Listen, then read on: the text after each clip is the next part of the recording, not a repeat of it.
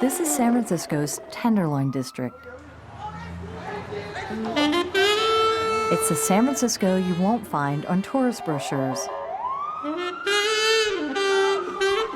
But kindness has not entirely abandoned the Tenderloin.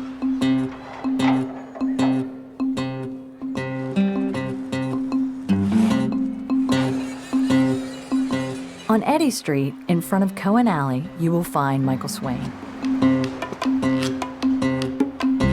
Usually, Michael makes his living as a carpenter, but for one day each month, he rolls out an old sewing machine and mends clothing free to anyone needing a fix. So it's just 2 down here. I'm trying to create a life for myself and for my community that I think is the way that life should be. Recently there were some donations.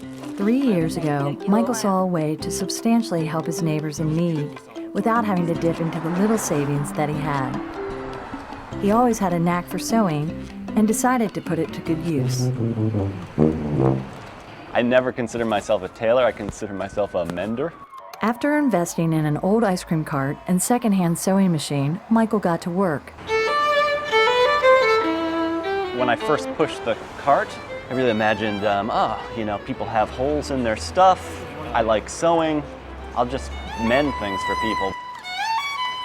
But then you realize after you start that the little hole that you mend was only part of the exchange, and they tell you some story about their grandmother, and then you tell them a story about your grandmother. My grandmother used to have one. She left one to me like when she passed. Oh man, does it still work? How are you, sir? Did you bring something for me? Another button. Oh, so you want me to take this one off and put it there? Come back later today. Right now they're too small. Or are they too big? I'll be mending someone's pants and they sit next to me and they tell me something about their life. Feel free to sit down for a second. You're in a very crowded part of the city, big buildings everywhere, lots of people busy walking around, and you wouldn't think that you could have an intimate conversation about something here.